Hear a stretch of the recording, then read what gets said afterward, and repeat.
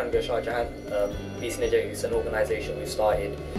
It's for people in academia, creativity and entrepreneurism. So uni students, graduates, A-level GCSE students. There's going to be networking events, mentorships. We've got a search engine where you can go in, find relevant jobs in your sector. For creatives, we've got a collective blog, so it's where budding poets, artists, journalists, they can submit their work and it's going to go on the website and then sort of increase their audience. And for the entrepreneurs, we've got the database, that's where you can search up local business, Muslim-owned businesses.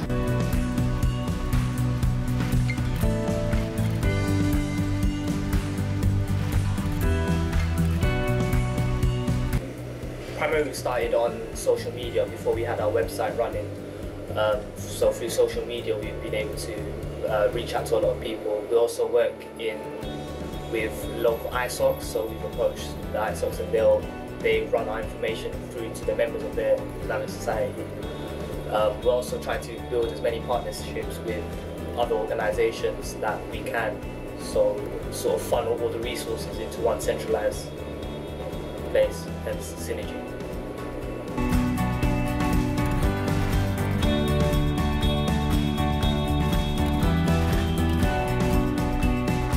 So we're doing a research project into Islam and homelessness, whether there is a connection, how homeless people are viewed by Muslims, how Muslims are viewed by homeless people, what link there is. So we're hoping it's going to open a sort of discussion for the links and provide help to other organisations that might be looking to support homeless Muslims, because at the end of the day they're people as well. The help you provide them needs to be tailored to suit them.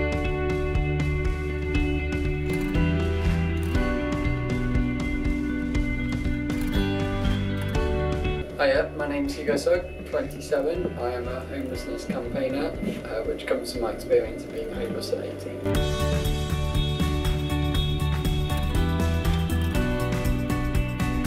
Hugo's Earthquake, what it's called at the moment, we're going through a rebrand. It's a small campaign which is about tackling the stereotypes around homelessness, educating people about homelessness and giving homeless people more support than other organisations which have budget cuts and staff issues. You know, we're there in the background just kind of championing their rights, their needs and making sure they're not discriminated just because they're homeless. We've been going 2 years now, just over. We've had kind of mini sub-campaigns inside of that. In the last couple of months we've hit kind of national news and newspapers and media, which is amazing. That's one of our biggest outlets is media, and social media and traditional media like TV, radio and newspapers.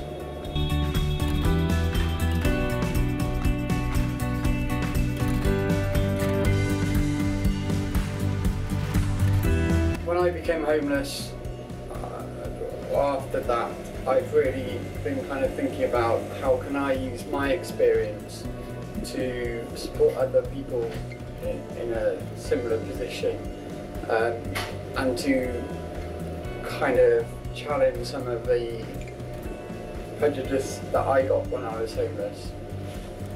Kind of challenge that back a bit and kind of fight against it and go, you know what, I dress in the clothes that I'm dressed in now, but I was homeless. Would you class me as a homeless person? I come from a middle class background. Would you immediately think middle class people could become homeless? So it's challenging these kind of stereotypes that I faced when I was on the streets. The one night that I slept rough, I didn't feel like a human. It was really weird. I just felt like this body mass and bones and skin in a world which I didn't really belong in because no one paid attention. I was just treated like rubbish on the side. And so my experience is trying to empower people. The campaign was trying to empower people to look at rough sleepers and homeless people in a different way and validate them in society and validate them as people, because it's so easy for them to lose their voice, and it's so easy for us to give them that voice back.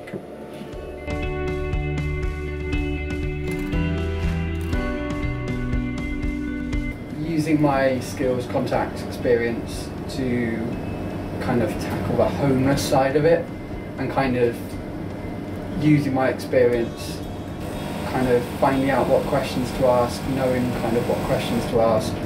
Also about kind of educating myself, because although I've been through it, although I'm a homeless campaigner, I don't know everything about homelessness. You know, I've only got a degree in youth and community work. I haven't got a PhD or doctorate in homelessness, so even I don't know everything.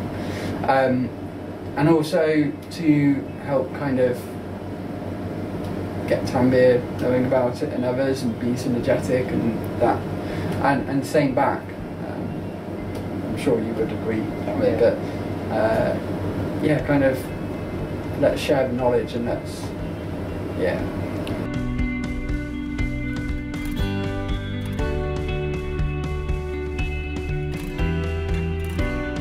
There is no, as far as I can tell, there is no academic research between Islam and homelessness, so there's nothing we can go on in terms of like which direction can we steer in, or what answer might we expect. We're groundbreaking in that sense.